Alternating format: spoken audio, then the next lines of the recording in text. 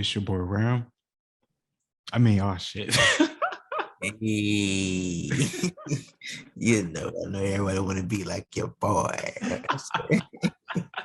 You feel me? It's your boy Logos. And it's your boy Ram. One thing I really want to talk about was Joe Rogan and this big old controversy going on. Yeah, you talking about the compilation of him just saying the N-word without any context.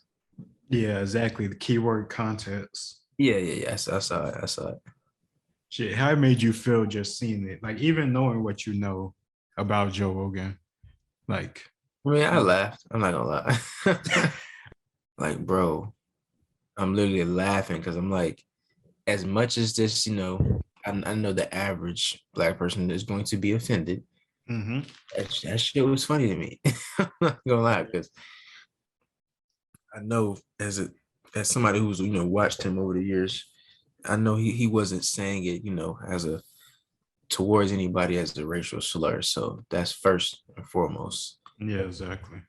And secondly, I'm not one to really, even if I disagree with what you said, anybody, not just Joe Rogan, I don't agree with going in your past and digging up stuff to get you canceled. For real. But Did people you change. Oh yeah, for sure. Also, like back then, he was with friends with tons of black comedians.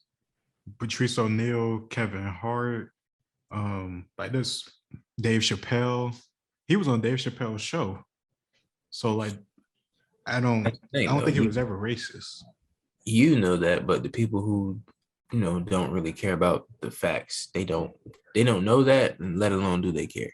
I feel like I think you're right about them not caring. they just don't care. Like you can show them, you can literally show them like an episode of him being on the Chappelle show, and they're still he's a racist. Like they just don't care. You know what's even funnier? He just did a comedy tour with Dave Chappelle last year. It was in Orlando too. And it was in like Texas. I think Austin, Texas. Yeah, because that's where Joe lives now. But now he's racist. Yeah, I ain't gonna I think it's gonna blow over. It's just something for the media to grab on right now because they're literally dying. Like nobody really watches them. He gets more views than CNN, Fox, and all of them. Like he's gotten to the point where it's like people will watch people. That's their news now. He comes on every day, right? Yeah, just about every day. I would say at least 3 episodes a week minimum. Right. And he gets different perspectives on things from professionals. Yeah. And So another why? thing is, oh, what you about to say? I was just thinking, like, why wouldn't you want to go watch him? It's kind of Mm-hmm. it's appealing. That's what made me want to go to him. I'm starting to see people from different perspectives and not just wearing suits Yeah, and exactly. talking about the same stories all day. Or clearly getting like influenced by a particular side or agenda. Yeah, right. He has people from all walks of life. You can be conservative, liberal, whatever, like undecided. He doesn't care. He just whatever conversation he's trying to have, he gonna get it out of you. It's gonna be a good one. Exactly. And most of his stuff is not political at all. Most of his stuff is just crazy, very interesting stuff that he likes. And he brings people on that are good at that stuff. And they just have conversations about that type of stuff. It's only when he brings on someone political does it go political. Yeah, nobody had a problem with Joe Rogan until he started bringing up doctors with different opinions than the opinions of the mainstream media. That's when it came to, oh, we need to cancel him, blah blah blah. And I didn't think it was, of course, the mob is going to be the mob. So they end up, I guess, coming from that to end up, bringing up the old videos of him using the N word. I guess that was their next best thing. It was a next phase because before that they were trying to cancel him because of bringing the doctors on, like you said. Mm-hmm. And they call him like racist or like ultra right wing because he brings on the like people like Ben Shapiro, Stephen McCrowder. I think that's his name. but he supported Bernie Sanders, and he likes Tulsi Gabbard, who is a liberal, who ran for president as a Democrat. It's So to the point where it's like they don't even care the fact that you can tell them like, oh, he's also had on, the CEO of Twitter who's super liberal. You can tell them that Bill Moore, like people who are liberal, and they'll still find a way to, swing it back to, well, these ideas can be dangerous and blah blah blah. It's like, look, the fact that you can't even, sit and listen to somebody who has an opposing idea just shows there's something wrong on your end. Even if it's people I disagree with, I'm still gonna sit and listen to him. And I think that's one reason why his show has gotten so big. Because Fox CNN, it's always like a screaming match from two people.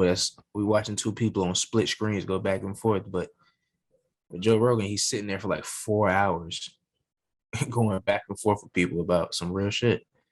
Exactly. And like you said, the 4 hours, it's not no quick 10-minute where people got to try to say the craziest thing to get some traction in the news or whatever. They can have Right. full-fledged conversations about complex topics and subjects that's connected in a multitude of different ways. And that beats mainstream media. Right. Another thing is he had to build that up. That didn't just happen overnight. Like Spotify wasn't knocking at his door when he came out with the first episode. He had to build his fan base up over on YouTube at first, and then which took years.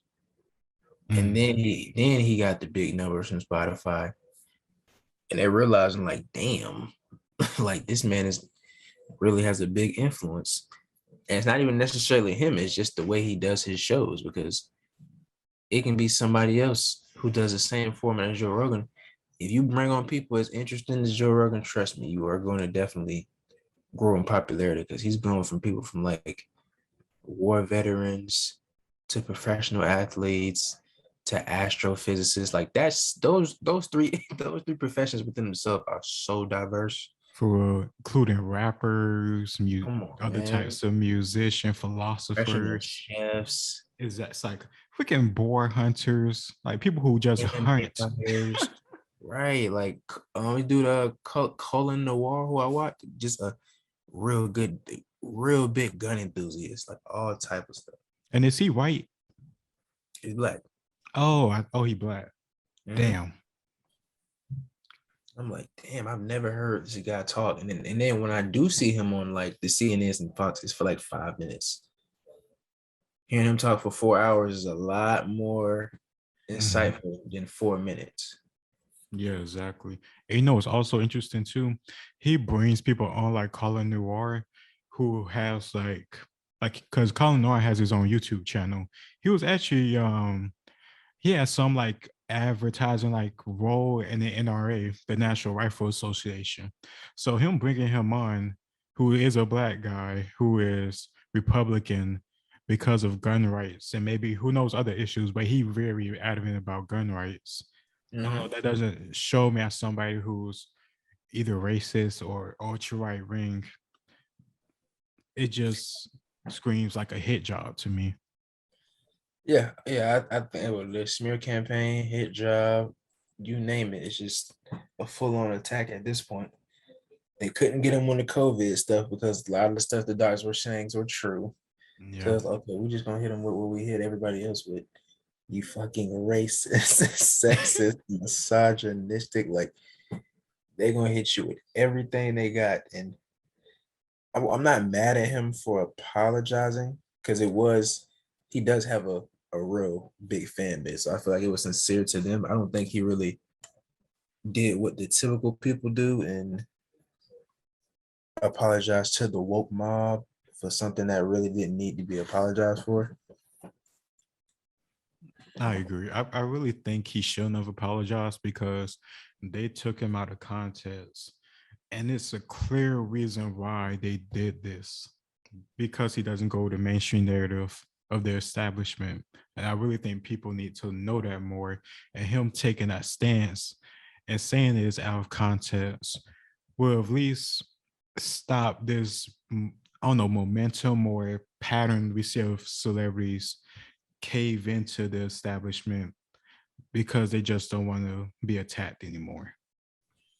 Right, or lose money. But I think they need to start going on more so they're defensive rather than apologizing. I don't mind you making a video or typing out something, but defend yourself. Yeah, Like, exactly. don't be sitting up here apologizing to people who could care less because they're gonna find another enemy to go at a week from Yeah, now. They could exactly. care less about you.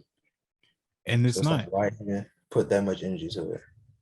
they'll dig up anything because the whole point of them going after him is because he's not one of them.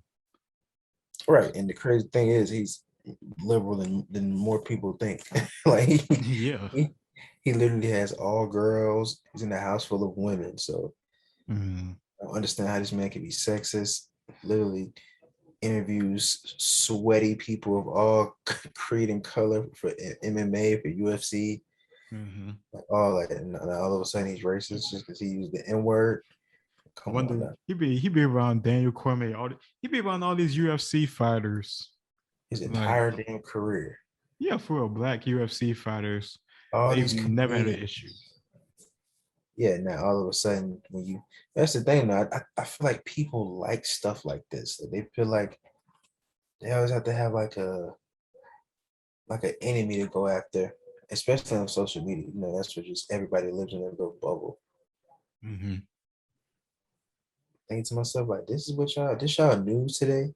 Because I watch other stuff too. So I'm hearing about, kids getting shot in the head and people commit suicide, or even on the flip side, good news. I look at them like, this really what y'all want to talk about today? Like, what the fuck does Joe Rogan have to do with anything? But it makes you want to talk about it because now you're starting to see everybody picking up on it. It's like, okay, now it's like you're trying to silence the man. Yeah, he's still doing episodes, so I'm glad he didn't like just stop doing it. He uploaded twice. He had one yeah, like I think Friday and then one today and Monday. So he's still going strong. So I'm glad to see that. But I wish he didn't apologize to this woke mob because it is like a joke how they did this. And if you really go into the person who originated that clip and put it together and stuff, like their like roots and stuff like that goes back to like the Democratic Party and a super PAC. So it makes sense why they don't. It makes sense why they did this to him, considering the White House is now a Democratic president and the whole COVID situation with the doctors, like you said previously. But hey, shit.